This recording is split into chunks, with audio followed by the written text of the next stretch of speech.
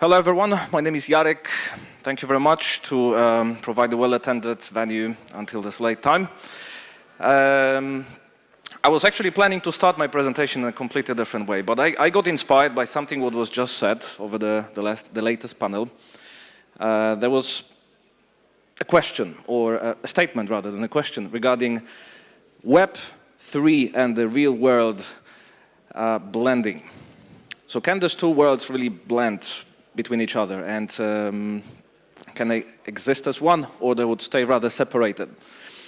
As much as I don't really intend to question this or to discuss that, I do believe, and I'm going to present you the case where certain solutions, certain use cases coming from the Web3 world actually can, in a positive way, influence the way how we do marketing in the traditional non-Web3 environment. So that's what this presentation is going to be about. I will ask you first, before I continue, do we have any marketing specialists in the room? Okay, plenty of hands, nice.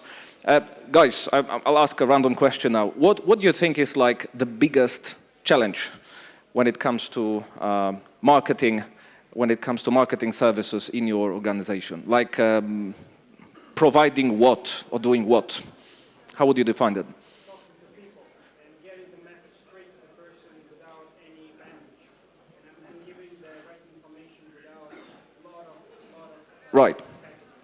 Right. Yeah, exactly. Like sending the message through without any clutter, being specific. That's definitely one of the challenges. And I think, let me just, put the next slide. So something I'd like to focus on is how to decrease or how to increase the engagement level. So how to provide a certain context for every single participant, for every single user, using a traditional service, so that he can feel like he's communicated directly to by the organization, and he feels like he belongs to that particular environment. So the real challenge is how to decrease the churn rate, how to increase the participation level.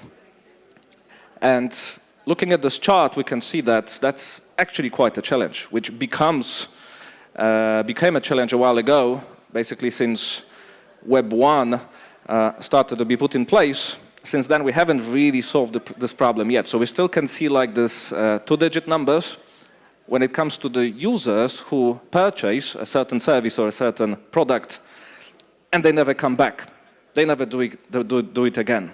So what the challenge is, like, it's not only to bring them back, like to pay that bill once again. We actually want, something more to happen. We want them to bring their friends, to speak up, to feel like they're communicated directly by the organization and to communicate back. So we want them, well, exactly, we want them what? We want them engaged.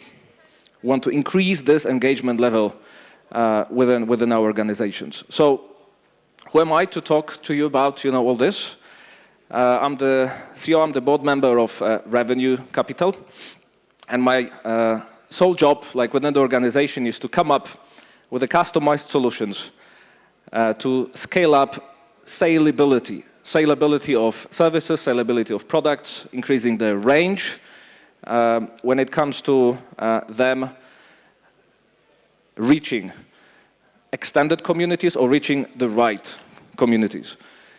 So Web3, okay, when it comes to the benefits Web3 offers to all of us, we can probably agree to one. There are certain expectations which are there. I'm not going maybe to name, every single one of them now from the slide, but basically just thinking about, how it was when Web3 was put in place, where we could somehow participate in creating content and editing this content online. There were certain expectations back then as well that, it's going to solve certain problems. It's going to give us a voice. It's going to give us visibility. It's going to provide us with a better starting up capabilities and so on and so forth. So it all became a self-fulfilling prophecy to some degree. Now we can see that 81 percent of people expect that Web3 somehow is going to influence their life in a positive way. So now, how this is supposed to happen? And looking back, so I already mentioned Web 1, I mentioned Web 2, I'm mentioning Web 3. So just walking you through very quickly, like through those stages. Well, Web 1, basically we're talking about the content put there by the online business owners. One-way communication, pretty much. Web 3 brought in this change to the game that suddenly users can also create content. Users can talk to each other, can somehow become engaged, but engaged when it comes to the direct peer-to-peer communication, which obviously created even more content. Now, when it comes to Web 3, what Web 3 is giving, what Web 3 is adding to the game is that suddenly we have a certain level of trust, because this information can be verified, it can be traced to some degree, or at least their origin can be verified. But I think, you know, from the perspective of this presentation, the most interesting aspect is that suddenly we have a certain context which can be put in place, because the online participants, so the very much the community, the crowd we are communicating our products and services to, they can feel directly involved and directly related to whatever value those organizations are putting in place. How? I'm going to show you in a second.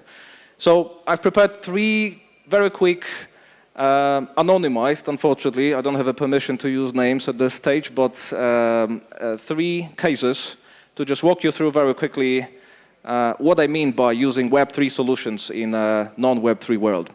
So we have one case, and this case is related to a gaming studio producing high-budget RPGs. And at this particular stage, we had a case that, well, the game was not in the place yet. The game was still like in this development process. And as we all know, you know, the high-budget RPGs, they take years to be created. Years over which, obviously, a certain level of engagement is expected. The community building should be very much put in place, but how to build this community, around what, using what tools, what techniques. Obviously, this is all taking place, but it's extremely, extremely difficult and challenging. So, in this particular case, we've introduced a governance platform, so giving voice to those people who initially got hooked up by the very idea of the game itself. So suddenly, people are not just following, are not just talking between each other about the game and about all what this game represents, their hopes, and so on and so forth. Suddenly, they can very much participate, co-create the game elements. So there's a certain voting platform which provides them with those capabilities. And because the voting platform exists in blockchain, those most engaged players, those most engaged users can be easily verified and rewarded with tokens.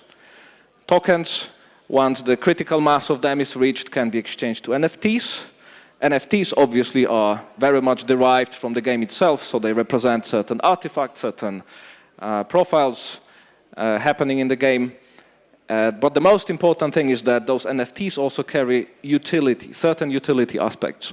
So that they're not just collectibles, they're not just objects of potential speculation later on, but they can actually unlock certain aspects, certain features in the game itself. The game which hasn't been created yet, but this creates this anticipation level that I own something which already represents a value in the game, which is very much in the making.